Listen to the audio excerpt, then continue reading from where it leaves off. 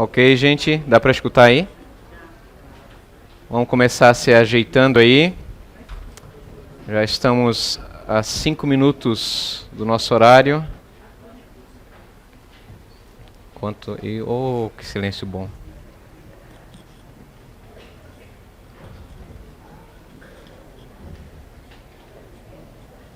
Esperar. Então vamos fazer uma oração inicial, só para todo mundo aqui, nós podemos nos concentrar, para a gente estudar. Então vamos fechar nossos olhos. Quem ainda não fechou, se ajeita na cadeira, fica bem relaxado.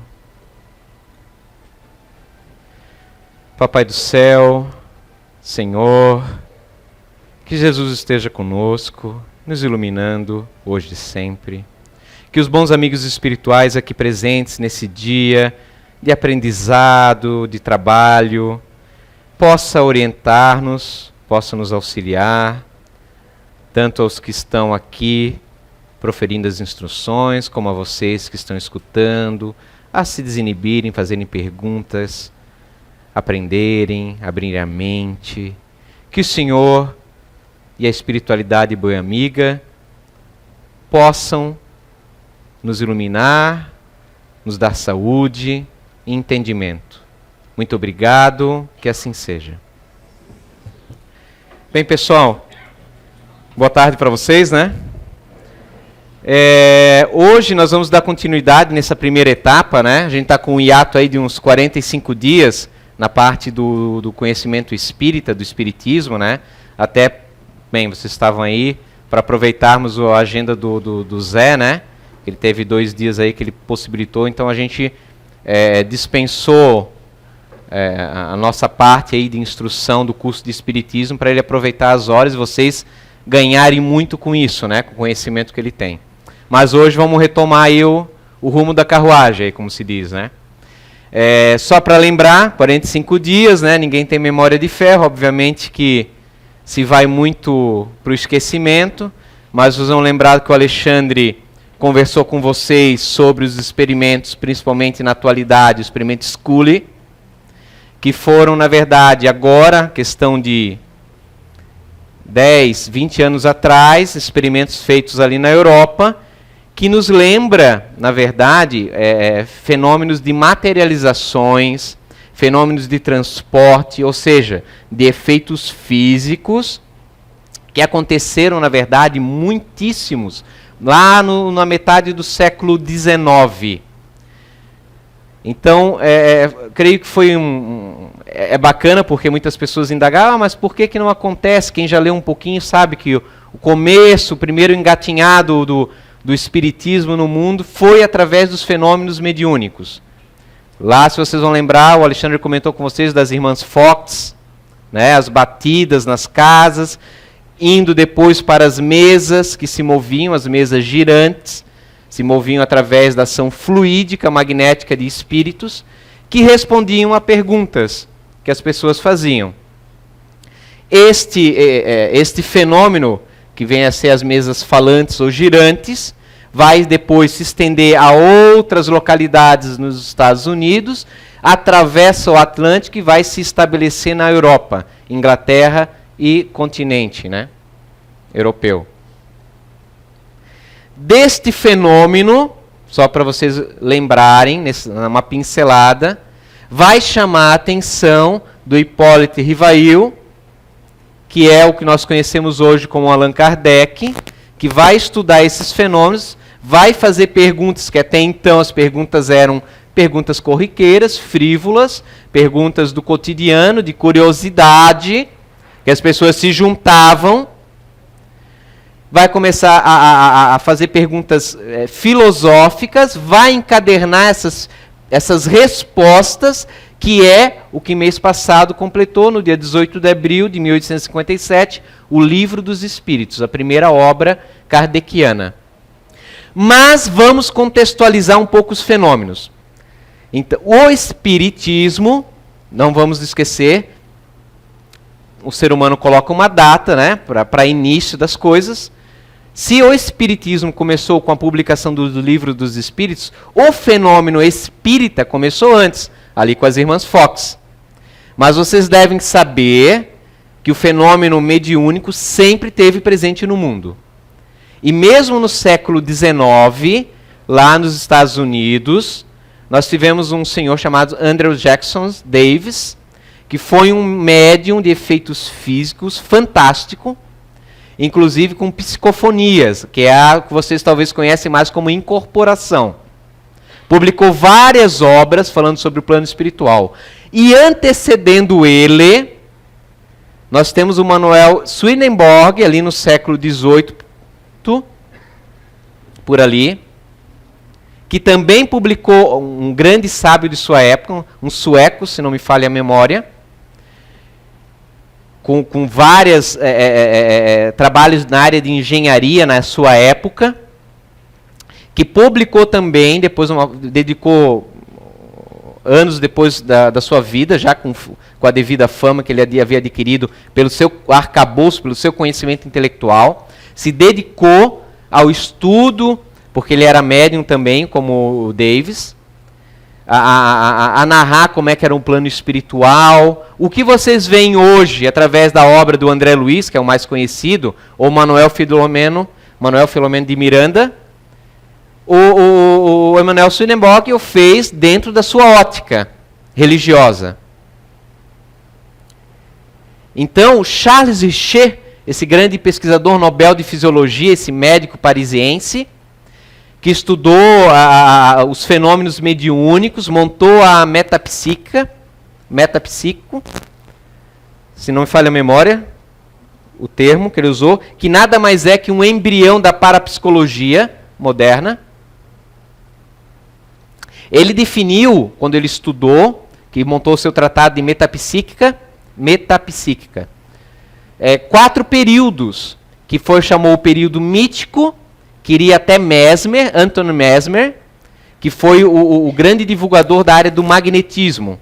O que vocês veem hoje aqui quando vão tomar um passe na área magnética, Kardec, antes do seu estudo, antes de se tornar Allan Kardec, foi um grande magnetizador, estudioso do magnetismo. Como outros da sua época, no século XIX. A gente tem que ter esse conhecimento histórico da situação.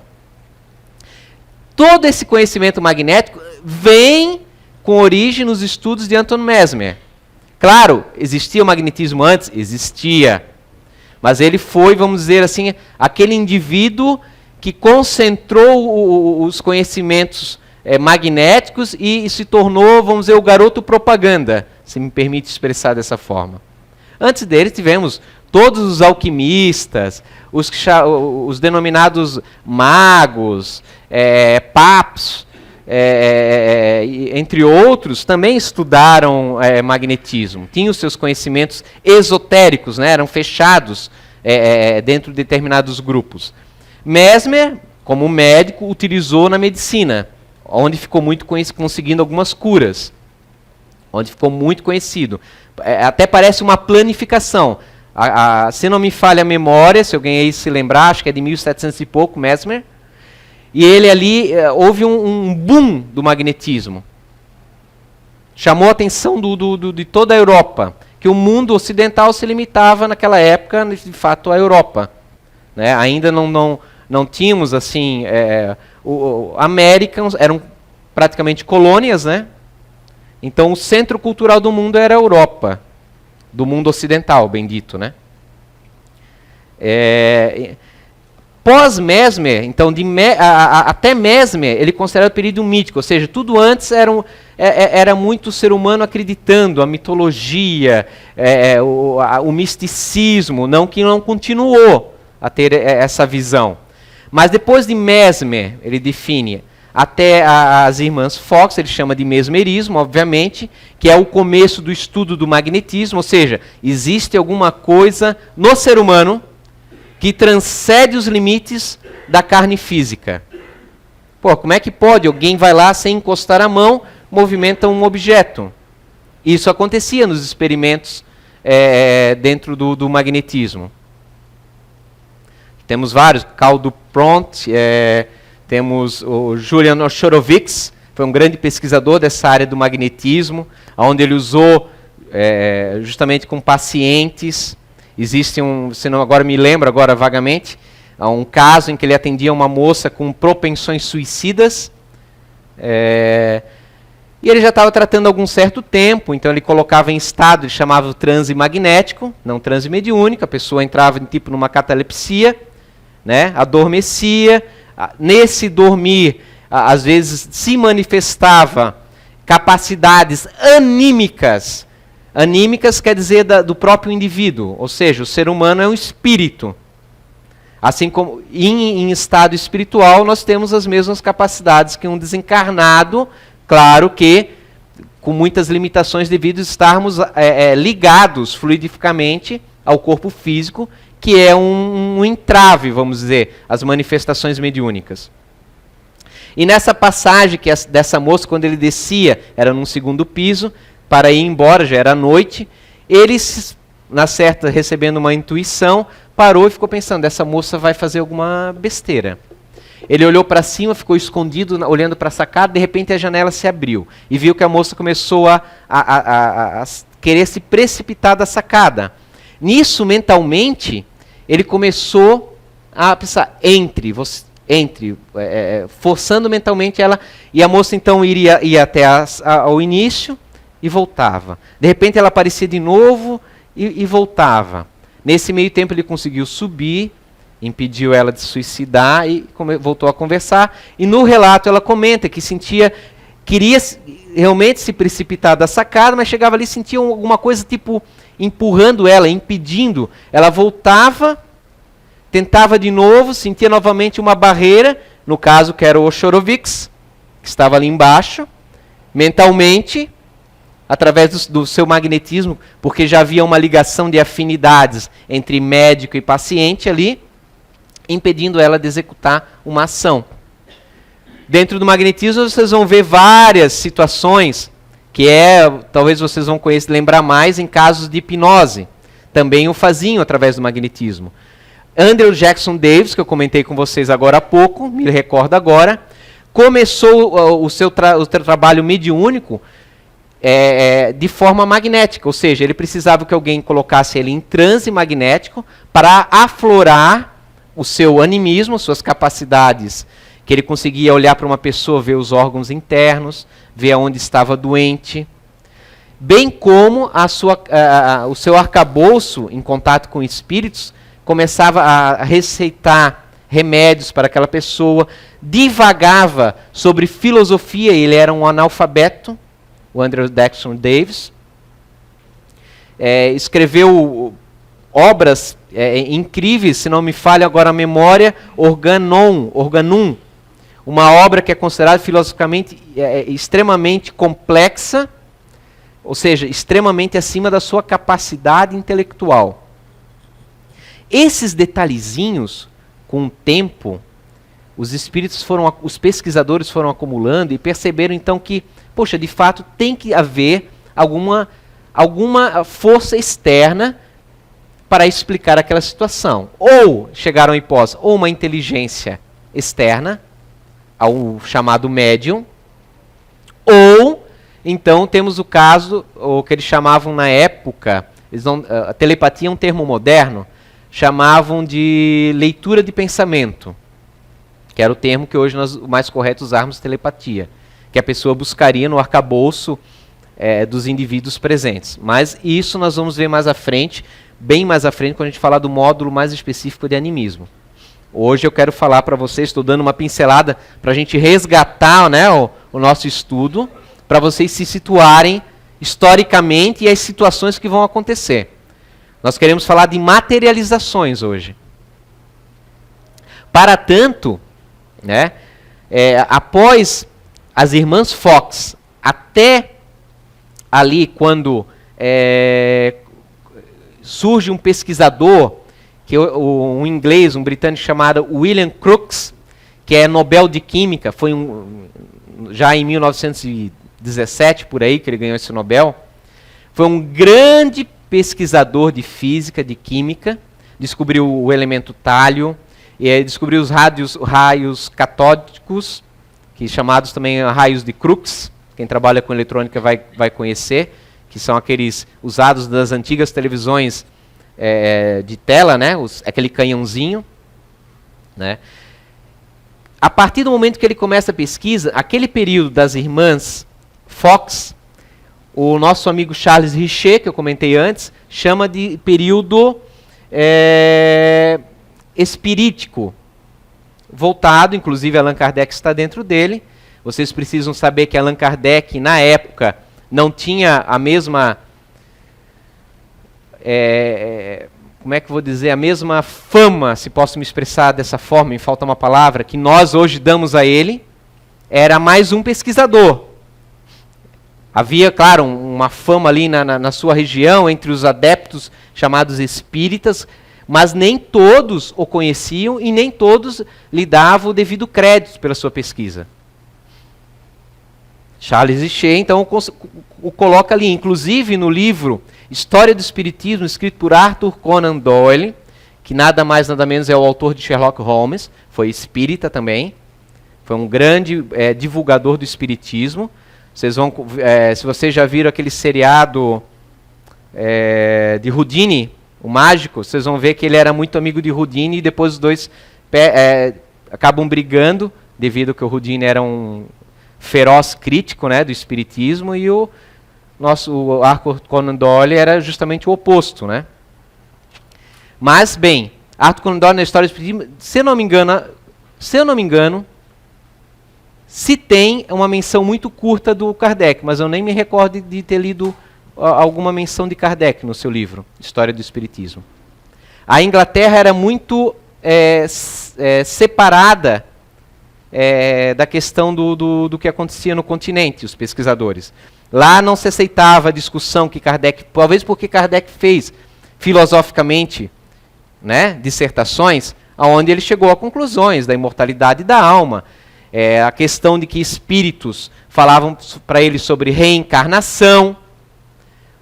Aos pesquisadores ingleses não interessava sobre reencarnação, porque era algo que não se podia, pelo menos na época, pesquisar, se botar num tubo de ensaio, se comprovar a veracidade. Então Kardec não era muito lido ou benquisto, talvez, por vários pesquisadores, mesmo pesquisadores que estudavam fenômenos mediúnicos. Charles Richet, esse monstro intelectual, ele estudou muitos fenômenos, mas em nenhum momento ele se definiu como espírita, mas sim estudioso dos fenômenos mediúnicos. Ele levou muito tempo e de forma muito superficial, não é o termo, às escondidas ou não muito ostensivo, ele falava da imortalidade do ser. Ele fala, tal médium teve tais efeitos, surgiu tais situações, tais entidades, e isso de fato eu vi e comprovei que é verídico. Mas ele não se dava ao luxo de dissertar sobre essas conclusões. Até porque, vocês vão entender daqui a pouquinho, muitos pesquisadores que tiveram coragem de seguir essa linha, de falar sobre a imortalidade, foram extremamente atacados, criticados por seus colegas acadêmicos. Alguns sofreram várias retaliações, com certeza perderam oportunidades que teriam se não tivessem publicamente falado sobre isso. Dentre eles, esse outro monstro intelectual que eu falei para vocês, William Crookes. Mas antes de a gente chegar no William Crookes, é preciso saber que naquela época, vejam só, temos que ver o contexto. Como dito, Kardec, as obras kardecianas, estavam ali surgindo. Kardec desencarnou em 1869. As primeiras materializações de corpo, de espíritos, que ficaram registrados, é mais ou menos dessa época. Não se tinha muito conhecimento sobre diretrizes de segurança na mediunidade. O que acontece ali? Vocês vão ver, muitos médiuns, isso era comum, viajarem de cidades em cidades para fazerem apresentações dos fenômenos mediúnicos. Mesas que se levantavam, instrumentos que eram colocados palco e tocavam sozinhos. Levitações. Óbvio que muitos trambiqueiros se aproveitaram disso. Muito ilusionismo tinha. Mas no meio disso, teve pesquisadores, cientistas que fizeram testes em locais verificados e outros também, comprovando que não havia fraude. A discussão, mais ou menos, cabia no seguinte. Tinha como um dos pilares von Hartmann, esse alemão que, para ele, aquilo eram fenômenos anímicos. Inconscientemente, o médium movia os objetos, materializava formas, pensamentos daquelas entidades, eram criações mentais desse fluido nervoso, que eles usavam esse termo, fluido nervoso, que o médium tinha em excesso e inconscientemente se utilizava. Von Hartmann, esse seu trabalho tentando de reducionismo, ou seja, a resposta mais simples é a verdadeira, nem sempre, né? Foi desbancado por um outro gigante na Rússia, chamado Alexandre Akizakov, que escreveu um tratado todo, ponto por ponto, para desfazer ou contra-argumentar o que von Hartmann falava sobre isso. Esse tratado foi depois condensado num livro, inclusive foi traduzido para o português, chamado Animismo e Espiritismo. Isso, Animismo e Espiritismo. Tem um outro de um italiano, Ernesto Bolzano, que é Animismo ou Espiritismo. É diferente. Tudo isso, desses bandeirantes que sofrendo várias retaliações, pesquisaram médiums que havia em certa abundância naquela época ali, na metade do século XIX, que tinham uma capacidade ostensiva muito grande de expelir um fluido. Esse fluido que aí Charles Richer vai denominar, que nós conhecemos até hoje, vejam só, nós usamos dentro do espiritismo, mas não foi um espírito, porque Charles Richer não era um espírita, era um estudioso, mas denominou de ectoplasma. Esse material próprio do médium, que ele possui a capacidade em abundância e a capacidade de exteriorizar, que o espírito usa, como se fosse analógica, numa analogia muito tosca, uma massinha de modelar, que ele molda um corpo físico para se fazer visível. Dentre os inúmeros médiums de efeitos físicos daquela época, nós temos uma menina, que é muito interessante, chamada Florence Cook. Através do espírito se materializava, através dela, chamada Kate King. Gravem esse nome, Kate King. William Crookes pesquisou e chegou a várias e várias conclusões muito interessantes que até hoje nós usufruímos. É tão importante a pesquisa de William Crookes, tendo outros gigantes também que o fizeram, outros pesquisadores renomados. Não foi qualquer um que fez pesquisa espírita na época. Temos ali Alexandre Akizakov, foi conselheiro do czar da Rússia. Temos ali Charles Richer, Nobel de Fisiologia. O próprio William Crookes, Nobel de Química. Temos o Wallace, que é um dos, junto com Darwin, na teoria da evolução. Temos o Paul Guibier, que foi outro grande químico. Temos a Camille Flammarion, contemporâneo, colega, amigo, praticamente pupilo de Allan Kardec, grande astrônomo francês. A quantidade de pesquisadores de alta reputação de cátedra é enorme dentro da história inicial do Espiritismo. Claro, a quantidade também de pessoas que não aceitavam também é. Mas qual é o ponto? A história de que esse negócio de espiritismo, que eles consideravam como é uma coisa mítica, mística, uma crença de gente ignorante, cai por terra abaixo. Pessoas altamente inteligentes estudaram o espiritismo. Florence Cook, da família Cook, era uma menina que desde pequena ela via espíritos. Obviamente que os pais falavam para ela, não, isso é coisa da tua cabeça, da tua imaginação. Né? Mas ela continuava a ver, claro, aprendeu a conversar sozinho com eles em momentos de isolamento. Quando chegou aí por volta dos seus 15 a 16 anos, começou a aflorar os efeitos físicos. Numa ida a uma casa de uma amiga, que por sinal os pais e a menina eram espíritas, a convidaram, não tem nada a ver com tão parecido com as sessões espíritas atuais, que nós temos muito mais conhecimento do que a época. A época se fazia a revelia nas próprias casas. Fizeram uma sessão onde as mesas se mexeram, cadeiras se deslocaram. Ela pediu antes permissão para a mãe, fez, e aquilo chamou a atenção da menina. Ao voltar para casa, a mãe procurou informações com aquela família, com o senhor Harrison, que lhes acompanhou, e fizeram uma sessão em casa. Quebrou cadeira, quebrou pratos, quebrou um monte de coisa. Porque uma sessão de efeitos físicos, a gente acaba, poxa, por que não acontece? Não é uma coisa, uma brincadeira, assim, é uma coisa muito séria. E envolve, pensem comigo, espíritos também, muitas vezes, não tão sérios, se me façam me entender. E eles se assustaram, não vamos mais fazer. Só que o que aconteceu? A porta já tinha aberta. O espírito não deixou ela mais quieta. Horas movia-se alguma coisa, hora aparecia um vulto ali, horas ela era levantada no ar e colocada de novo no chão, até que eles aqueceram de voltar a fazer as sessões. Aí, através da tiptologia, que é aquele negócio das batidas, comunicação, o espírito deu um endereço, vá até a rua tal, número tal.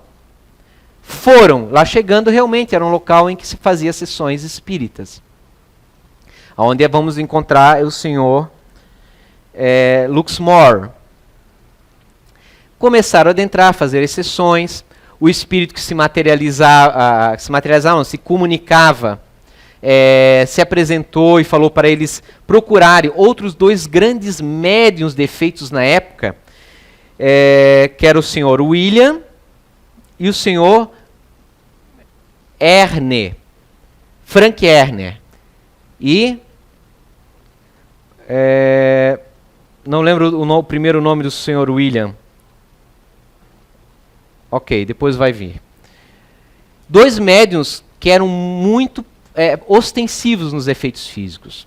E aí a gente faz uma pausa. O William, ele tinha um espírito guia. Geralmente o médium, ele tem um espírito, ou alguns espíritos, que lhe acompanham nas suas atividades mediúnicas.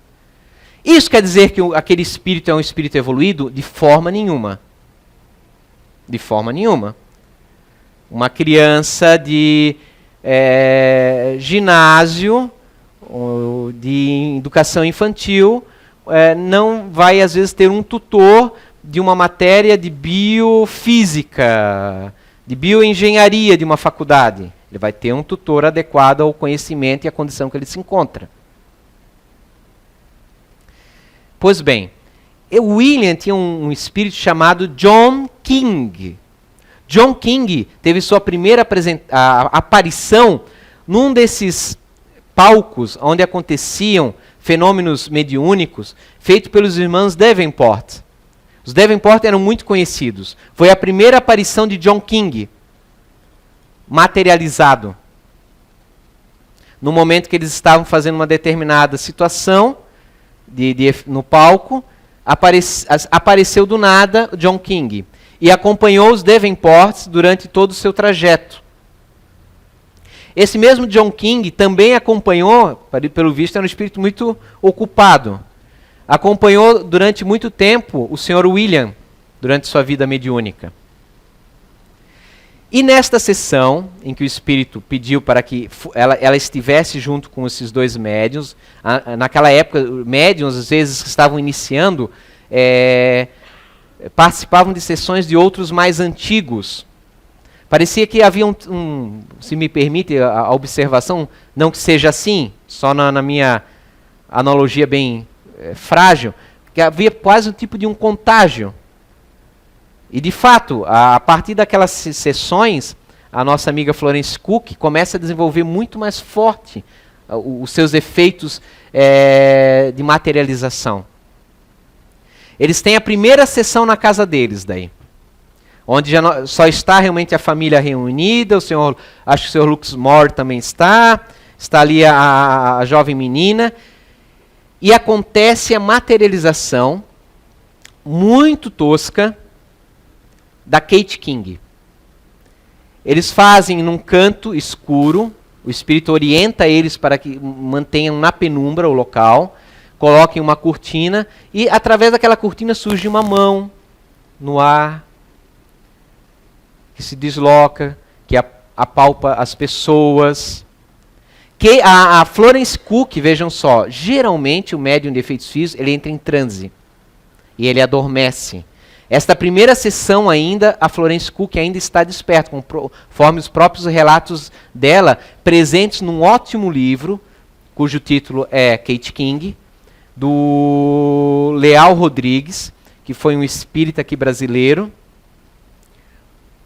que trabalhou na coordenação da Revista Internacional de Espiritismo e da famosa revista O Clarim, né? do Caibar Schutel, se não me falha a memória. E ele conseguiu passar para o português essa obra fantástica. Nisso, a Florence ali está relatado que ela está desperta, inclusive com muito medo. Ela tem uma irmã, também com o nome de Kate Cook, diferente, não é a Kate King, é a Kate Cook, irmã dela, da Florence, também uma médium, só não tão famosa ficou na história porque não se dedicou a pesquisas, né? Na segunda sessão, lá, devido a talvez até esse medo exacerbado da Florence Cook, de não querer, ela relata que a Kate King passava por ela, e tipo assim, ela sentia ser alisada, como se a Florence estivesse pegando alguma coisa do corpo dela, e ela brigava com o espírito, não me toque, eu não quero isso, não me arrependi, não desejo mais isso. Bem, na segunda sessão ela começa a entrar em transe, ela é adormecida magneticamente, o espírito adormece o médium. Começam então as materializações terem mais consistência. Começa a ter um rosto, mas o rosto parece que assim é oco por trás. Sabe como se fosse uma máscara mortuária antiga? Então, branca, sem muita expressão. Durante um ano, o fenômeno gradativamente vai se aperfeiçoando. Vejam só, um ano. Muitas vezes tem pessoas que querem 1, 2 sessões ter a resposta de tudo, né? Querem pesquisar, mas não querem também se dedicar. É incompatível, saibam vocês. Estudar fenomenologia espírita e querer que a coisa seja rápida como é os tempos modernos. Incompatível. Após um ano, o espírito já estava conseguindo se materializar de corpo inteiro. De corpo inteiro. Numa sessão que ficou famosa por um incidente, havia entre os convidados um senhor chamado Folkman. Quando a Kate saiu da cabine, a gente chama cabine, aquela área com cortininha escura, saiu da cabine, parênteses, quando as primeiras materializações aconteceram nos Estados Unidos, materializações, não os efeitos físicos, já acontecia, né? As pancadas, mãos, mover, mas de fato materializações, começar a materializar uma boca para falar. Aconteceram nos Estados Unidos com uma médium chamada Mary Andrews. Os espíritos orientaram para fazer na penumbra. Chave do carro? Tá lá dentro, na salinha. Quando quando aconteceu essas materializações que eles orientaram, alguns médiuns europeus também começaram a tentar fazer sessões no escuro e surpreenderam que começaram a ter resultados também de materializações. Voltando, então essa câmera, que era um local escuro, né, que já acontecia quando a Kate saiu de corpo inteiro, parecia realmente uma pessoa de carne e osso. Passou do lado do seu Folkman, ele agarrou o espírito à força pela cintura. Houve uma debatida do espírito entre os dois. Dois assistentes que estavam ali também vendo tentaram tirar, mas o espírito começou a se desfazer. Temos um relato de um terceiro que estava fora, esqueci o nome dele. Ele relata ele na seguinte forma: como eu estava fora do incidente, eu pude ver tudo muito bem. O espírito começou a se desfazer os pés, as pernas, e de repente, como uma foca, assim, soltou e desapareceu. É bom vocês saberem que esse acontecimento do Sr. Folkman, até hoje, muitas vezes, vocês vão encontrar na internet sendo usado como um ponto de que era uma fraude. A pessoa foi pega em flagrante, se debateu e fugiu. Porém, é preciso vocês saibam que a Florence, coitada da menina, 15, 16 anos, ela era colocada numa cadeira, ela era amarrada, os braços, com cordas, vários nós, com a sua roupa de veludo preto, como eles relatavam. Era colocado no local dos nós, às vezes, com cera, como se fazia antigamente nas cartas, um selo, né? Um emblema. Há um relato até de um príncipe, não sei se é alemão ou russo, que ele usou o seu anel para garantir que, se alguém estourasse aquilo ali, não ia conseguir reproduzir, naquele exato momento, o emblema real dele, né? Sempre intacto. Ou seja, mal se desfazer, eles abriam a câmera, olhavam, estava intacto. Porém, esse ato de agarrar o espírito num sobressalto, vocês imaginam, os nossos movimentos, os nossos comportamentos são movidos por emoções. Pensamento, a emoção, você quer fazer uma coisa, você olha aquela coisa, um animal machucado no chão, você fica terno, você tem um movimento de socorrê-lo. Uma emoção lhe moveu, uma ideia lhe moveu. Imagine, claro, você está pensando que é um farsante, vou pegar, sobressai, exaltado e agarro o espírito. O que aconteceu? A médium ficou alguns meses acamada. Ela adoeceu. Porque hoje o ectoplasma faz parte do corpo do médium.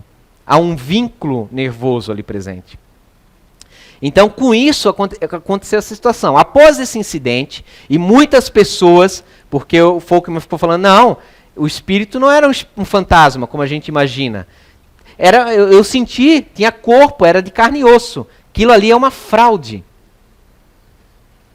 E a Florence Cook ficou muito incomodada com essa situação. O que ela fez? Ela já havia escutado comentários do grande William Crookes, de que ele não acreditaria nessa situação, aquilo ali não podia ser verdade, só acreditaria o dia que visse um espírito materializado, junto, ao mesmo tempo, com seu médium, para provar que não é uma fraude. Ela foi à casa do William Crookes e, mais ou menos, nos meus termos, falou o seguinte: o senhor, por favor, me investigue. Se encontrar uma fraude, eu peço, então, e dou autorização para publicar essa fraude que eu sou. Mas se você descobrir e comprovar a veracidade dos fatos, também quero que o senhor me defenda publicamente. E o William Crookes aceitou o desafio. Então ele chamou a menina para o seu laboratório e começou a fazer os fenômenos em laboratórios, pesquisando. Amarrava a menina, ligava um tipo de um aparelho elétrico chamado galvanômetro, agora foge minha memória, que tem na verdade um oscilador ali para indicar. Se as cordas se mexessem, ou seja, se ela fosse desamarrar, ou alguém fosse desamarrar ela, fora da cabine estava ligado esse aparelho, iria indicar uma oscilação. E aí ele observava, quando se materializava e aparecia a Kate King, em nenhum momento o aparelho havia sido sofrido alterações, demonstrando que não houve, ninguém mexeu nas cordas. O próprio Alexander Akizakov, lembram, que eu comentei antes, lá da Rússia, também pesquisou a Florence Cook. E ele relata num texto em que até quando eles pediram para tirar as amarras que os assistentes haviam amarrado, ele teve dificuldade de colocar a tesoura para cortar as cordas, de tão forte que estava, que haviam ficado marcas na jovem. O William Crookes, ele pesquisou tantos detalhes que ele pedia para Kate para subir em balanças, para pesar o peso dela, para cortar o cabelo dela. Então, em momentos que ela falava, não, agora você pode, ele fazia. Ele pedia autorização antes. Porque nesses 1 ano de preparação, a própria Kate King falava que não tenho condições de materiais ainda, porque eu estou tentando tirar alguns materiais da médium e não tem agora nesse momento suficiente. Então ela pedia algumas soluções, tipo soluções de fósforo, líquidos fosforescentes, para utilizar junto, de alguma forma ela manipulava o espírito. Os assistentes na época descobriram como tudo era feito muito na penumbra, e a penumbra ela dá críticas, né, ou suspeitas de fraude muitas vezes. Desenvolveram, como não havia ainda a lâmpada incandescente ou fosforescente, elétrica, de forma tão popular, desenvolveram garrafas em que colocavam esses líquidos fosforescentes e que havia uma baixa luminosidade nelas. E utilizavam essa lâmpada improvisada como meio de olhar. Então nós temos relatos de William Crookes, quando a Kate falava, espera um momento, ela entrava na cabine, aí chamava o William, pode vir, adentre. Ele ia lá, ela não estava mais sumida, olhava, a Kate estava ali, em transe. Numa das sessões famosas dele, a Kate conseguiu juntar ectoplasmia a ponto de ficar junto com o seu médium presentes na câmera. Então ele olhava, ele ficou muito tempo olhando. Lá fora um estenógrafo ia anotando o que ele ia falando em voz alta. Tudo para que ele depois não se confundisse com a sua memória e a imaginação. Ele pensava em tudo. Ele olhava, porque a grande questão que falavam na época, que era? Isso é alucinação. Ou é fraude, e se não é fraude, é alucinação. Mas várias pessoas estão vendo na sessão alucinação coletiva. Então William Crookes teve a ideia. Vamos fotografar. Porque a fotografia é objetiva.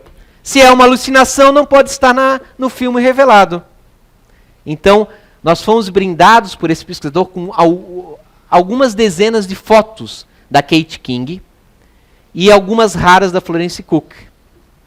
O Leal Rodrigues, ele conseguiu algumas fotos que não estão aí à la vontade para botar no livro que ele publicou aqui no Brasil. Ele disse que teve muita dificuldade porque a pessoa, o inglês que estava na sua atualidade, na sua época, que o livro é de 1976, foi reeditado agora em 2014, ele falou que teve muita dificuldade de convencer o inglês lá. Eu acho que ele era um... Como é que se usa como é que é o legalista agora? Continuador.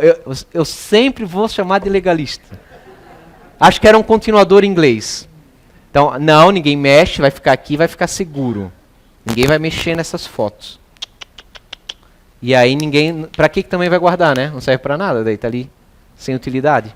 Ele conseguiu umas fotos. Nós vamos ver algumas, para vocês terem ideia. Bota a primeira aí, ô Fabrício. É o mute, não é? Ah, ele desliga sozinho? Então vai aquecendo aí. Foi? Não foi? E agora? Tá.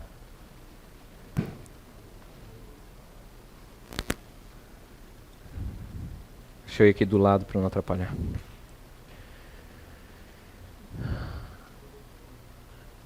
Acho que tem que apagar mais essa luz aí. Alguém consegue apagar essa... Vou tirar.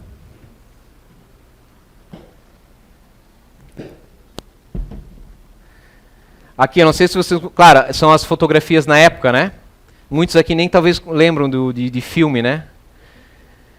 Esta moça aqui, ó, que está vendo que estão deitada com a cabeça numa cadeira, é a Florence Cook. Este é o espírito que está se materializando, que é o espírito da Kate King. Tá? Kate King, na verdade, o nome desse espírito fala... Quer filmar aqui? Tá. Então eu vou me ajeitar aqui abaixadinho, então. A Kate King, o nome dela, na verdade, é Annie Morgan. Ela foi filha... Você lembra que eu falei antes do John King? O espírito John King? Foi filha do John King. John King, na verdade, era Henry Morgan. Foi um pirata, mais ou menos de 1700, e caiu nas graças na época e se tornou governador da Jamaica. Foi 3 vezes governador da Jamaica, em períodos não consecutivos. Né? O interessante, né, vocês lembrarem que o John King era o espírito guia do Sr. William, onde, na verdade, a Florence Cook começou o seu desenvolvimento mediúnico, nas sessões junto com o Sr. William e o Sr. Frank, né, que eu comentei antes. E os irmãos Davenport, onde também tinham as materializações do John King, também materializavam a Kate King. Mas fica-se o registro que não parecia o mesmo espírito, não fisicamente, mas assim, a personalidade pareciam diferentes, tá? Enquanto com William Crookes, a Kate King era um espírito até, vamos dizer assim, de pensamentos espirituais, com os irmãos Davenport, ela não tinha esse mesma questão aparentemente moral, assim, vamos dizer. Parecia um pouco mais frívola, né, na execução dos efeitos de materializações, efeitos físicos. Né? Tá? Passa a próxima, por favor, Fabrício. Ali nós já temos o espírito formando, vocês estão vendo ali o rosto dela. Não é muito nítido, tá? Realmente as fotos são assim na época, mas acho que depois vai ver uma foto. Estão vendo que não tem pés ainda? Que está se formando dentro da ectoplasmia? O John King tinha uma coisa interessante, o espírito John King. Ele se materializava e com eles também trazia luz junto, para se tornar visível. Vocês lembram que o Alexandre falou dos efeitos Scully? Que haviam luzes, não sei se ele chegou a comentar, se materializavam luzes no ambiente. Era uma coisa que acontecia também na época, aqui, no século XIX, bastante. Tá? Luzes, não aparecia às vezes espírito, mas surgiam focos de luz que se deslocavam pelo ambiente. Né? Porém, a Kate King não acontecia. Ela relatava que não havia material disponível ali suficiente para ela executar isso. Né? Próxima, Fabrício. Aqui é uma rara foto de close da Kate King. Vocês vão ver ali que ela já está bem formada, parece ser realmente uma pessoa de carne e osso ali. O William Crookes, ele chegou olha só os detalhes. Ele observou que a Florence Cook, ela usava brinco, então, obviamente, a orelha dela tinha furos. O que não acontecia com o personagem, essa pessoa que se dizia Kate King. Não havia os furos nas orelhas. Isso é um detalhe bastante interessante. Próxima. Essa aqui é uma das fotos, talvez no scanner não ficou tão nítido, mas tu olhando no livro é extremamente nítida. Está ali do lado, tem um vulto, mas ele é mais claro no livro, tá? Aqui foi na hora de escanear. Está o senhor William Crookes, aquele senhor barbudo ali do lado, aquele vulto. Ele tirou uma foto junto dela. Ele chegou ao ponto, e outros também que pesquisaram ela, e outros médiuns de efeitos físicos, os devidos espíritos de materializações, observaram que esses espíritos tinham muitas semelhanças com os médiuns. E, de fato, ao início das materializações, a semelhança era ainda maior quando a Florence Cook começou. Porque o espírito não só retira um chamado ectoplasma do corpo. Junto com o médium, há um tipo de desdobramento de como é que eu vou dizer para vocês ainda nesse momento? De um campo, ou um corpo melhor, o que vocês conhecem como corpo astral, corpo vital, corpo fluídico. Há um deslocamento É como se fosse uma forma. Uma forma. Existe uma pesquisa, foi feita por um senhor, um japonês, acho que é Motoyama o nome dele, que ele pesquisou em animais, em pessoas, o desenvolvimento do embrião. E antes de surgir qualquer corpo, ele observou que havia uma linha de alterações elétricas no interior do ventre. E justamente essa linha era onde se formavam as primeiras células. Ou seja, chega a ser hoje, claro, não só em cima dessa pesquisa, de várias outras, né, que não vou entrar nos detalhes aqui com vocês. Há-se a hipótese, porque ninguém pode dizer que pau, pedra é pedra, está correndo, né, num erro de fechar a cabeça, né? Mas há uma hipótese e há casos que dão um bom embasamento de que, na verdade, o nosso corpo vital, esse campo vital que nós temos, que antecede o corpo físico e sobrevive pós-corpo físico, não é o espírito, é uma vestimenta do espírito, é como se fosse uma forma. Você não pega a massa do pão e bota numa forma para que ele fique de um determinado jeito, aquele quadrado, redondo, conforme a forma ele vai ficar. Conforme a forma, a matéria, que nada mais é que átomos, moléculas, né, ali, vai adquirindo uma forma humanoide, com as características hereditárias e do arcabouço das vidas sucessivas que você tem. Então, o que acontece ali? O espírito, no início, nesse período de afinização, usa muito esse molde, onde adquire essas características. Então a gente poderia, um leigo poderia dizer, cara, é fraude, olha ali, ó, é a médium. Muitas características. O que o William Crookes fez? Pediu para a Kate, por gentileza, botar umas roupas igual a da Florence, para tirar fotos. Ele tirava a foto dele do lado, a Florence Cook desperta do lado. Depois ele marcava as posições, a mesma posição ele ficava e pedia para Kate King ficar do lado, com as vestimentas da Florence, para ficar o máximo parecido possível e sem sapatos. O espírito vinha com sapato até. Havia diferenças de altura, diferenças, apesar de continuar parecida como se fossem irmãs, melhor, uma analogia que me vem agora, como se fossem irmãs, havia diferenças possíveis de verificação. Ainda assim, claro, não está na foto, mas William relata que a pele da Florence era áspera e da Kate era lisa como de bebê. Ele verificou o peso do espírito, verificou o peso do médium, viu que o médium às vezes perdia quilos. Né? Podemos até lançar a dieta espírita na frente. Vai ser um sucesso. Mas, vejam só, com isso o que ele verificou? Saía alguma coisa do médium. Havia perda de peso do médium e o espírito tinha o seu devido peso. Então, depois de um tempo, voltava o peso normal do médium. Havia alguma coisa que saía e voltava.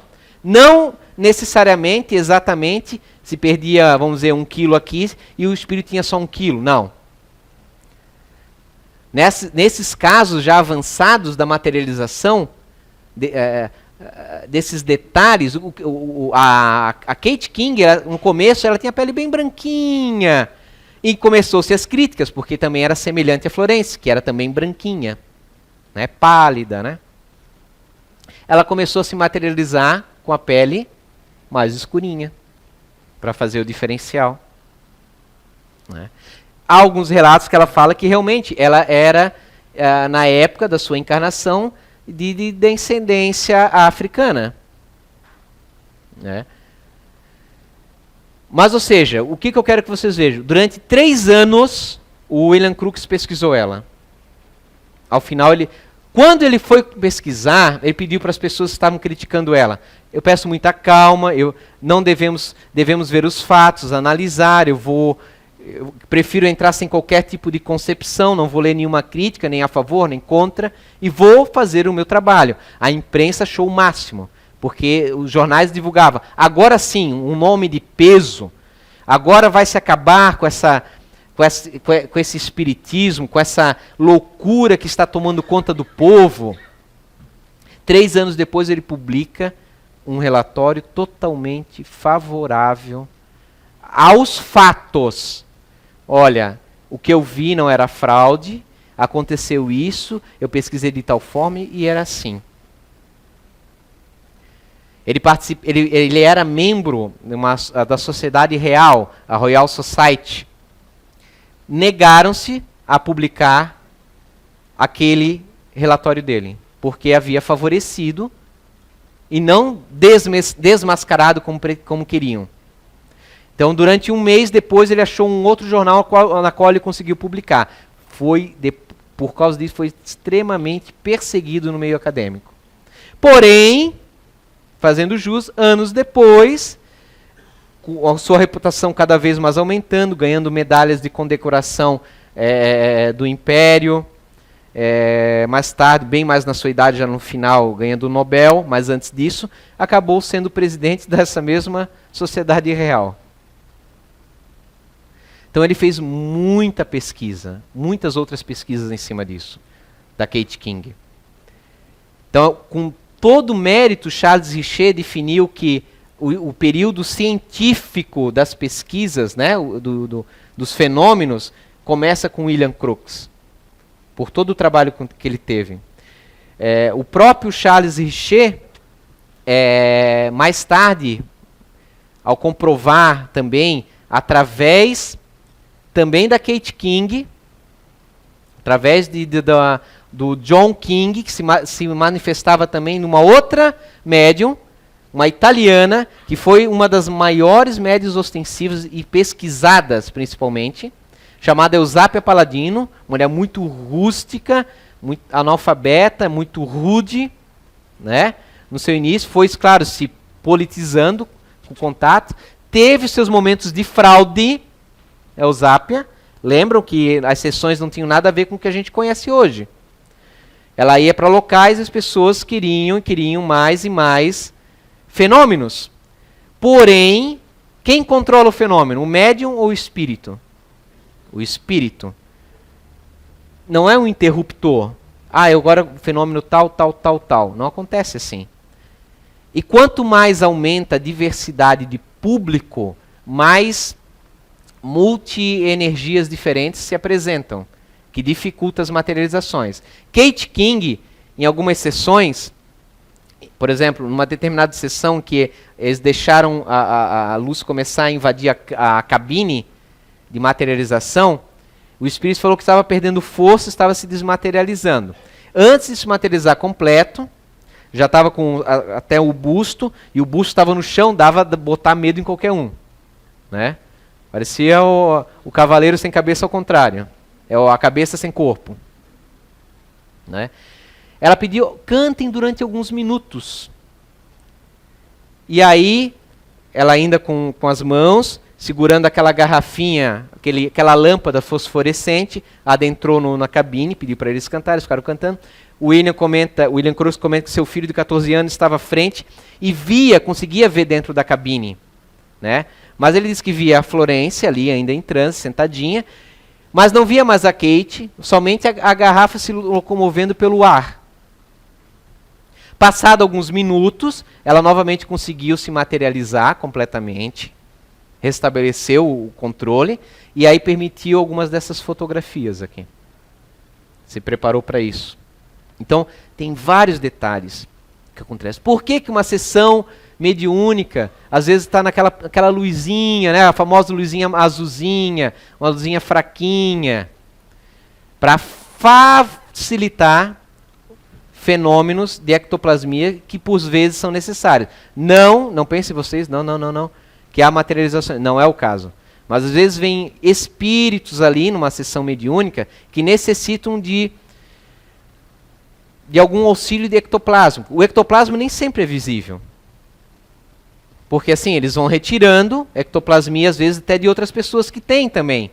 Mas é muito pouquinho para se tornar um médium ostensivo. Mas tira aqui de um, de outro e acolá, e junta tudo, né, dá uma bolinha. Dá uma massinha ali. E está ali no ar. Né? O que aqui, ó, aqui nesse momento nós temos água no ar.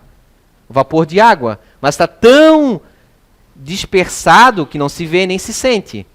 Mas se pudesse comprimir, a gente iria ver a parede de repente aqui começar a suar. Né? Existem máquinas hoje, né, que tiram água do ar, não tem? Vocês já viram? Uma invenção de um paulistano aí.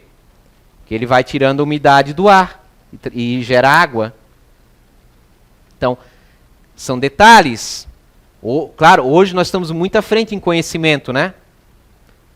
Nós conseguimos imaginar muitas coisas. Televisão, tal, coisas que não havia na época do Sr. William Crookes.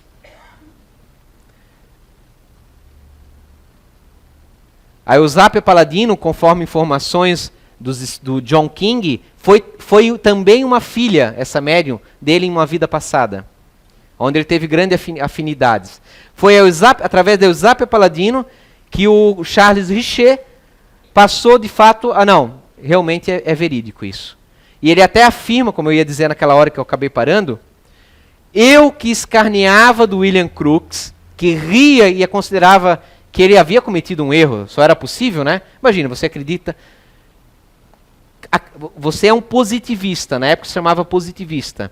A ciência surge, acabou de surgir. Surge as pilhas, começa a surgir a eletricidade, Benjamin Franklin. Começam a surgir os primeiros aparelhos, a máquina a vapor.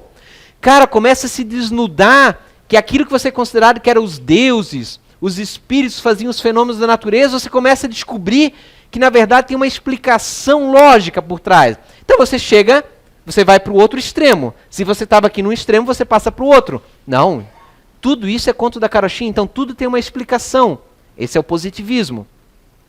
Por isso que os ingleses, pesquisadores, não gostavam de ficar divagando sobre reencarnação. Não dá para pesquisar, pelo menos eles achavam, dentro da metodologia deles da época. Porém, o Ian Stevenson, já no nosso século, vai desfazer isso com pesquisas de crianças que lembram de vidas passadas.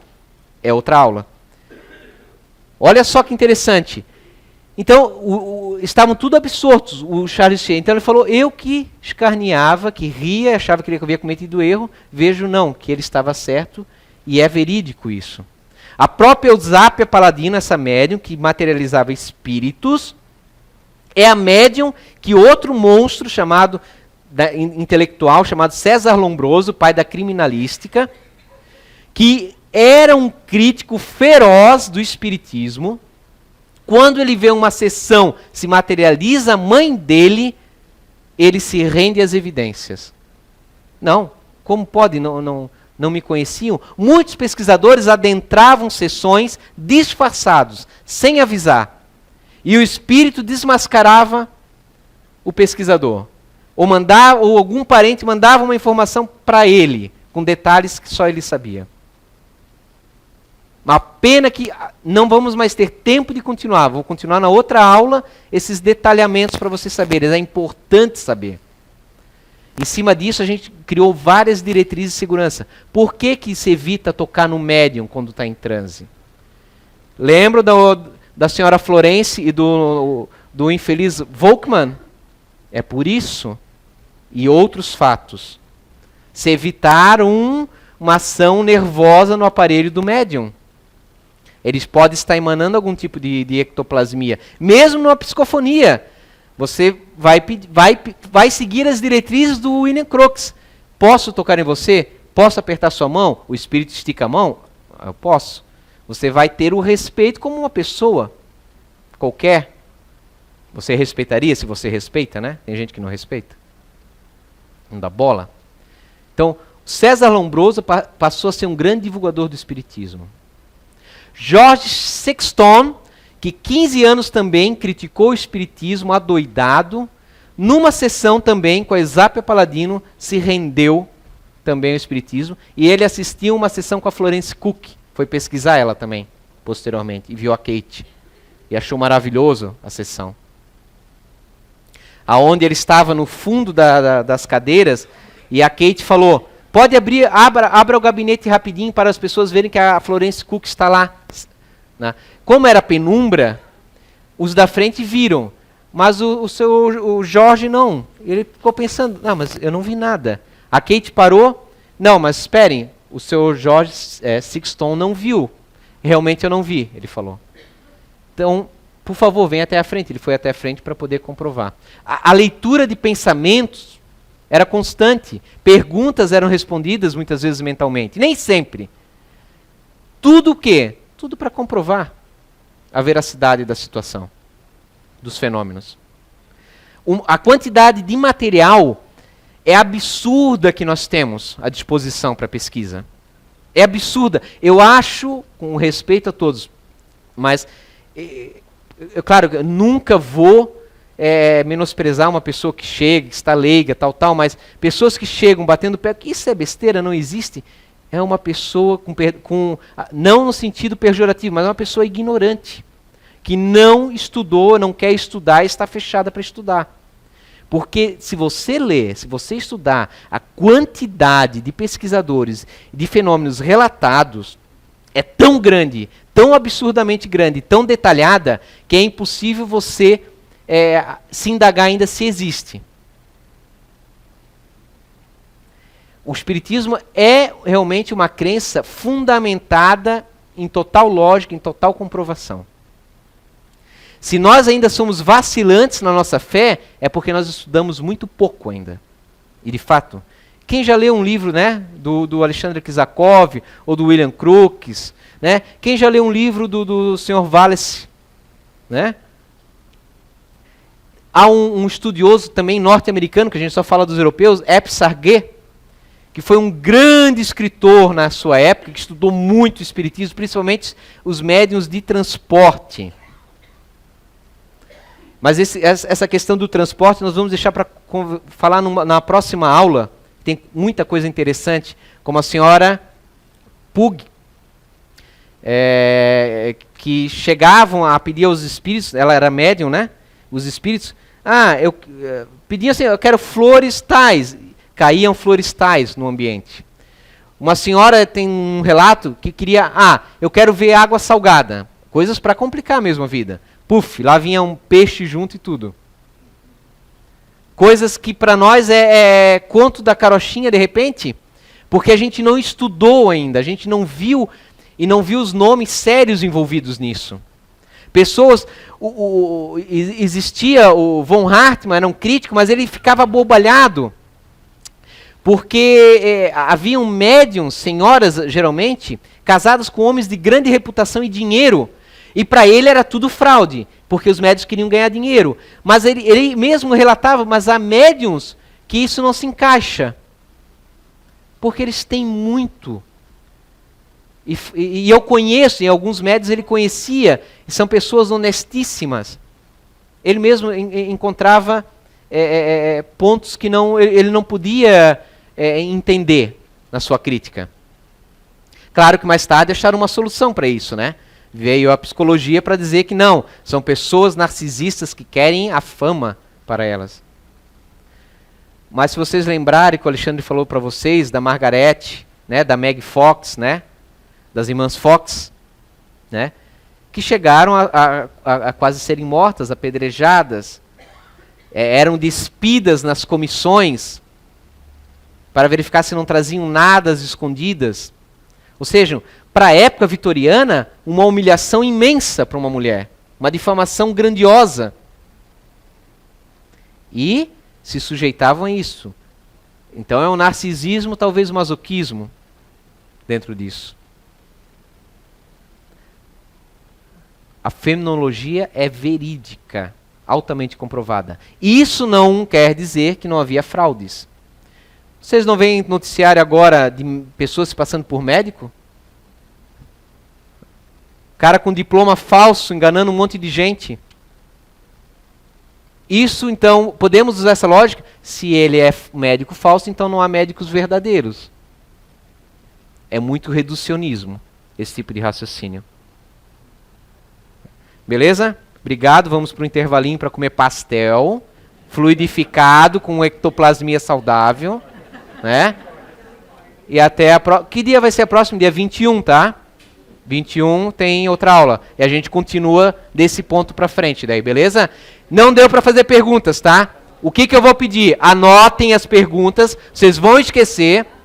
E na próxima aula, no começo, eu vou abrir para perguntas. Obrigado.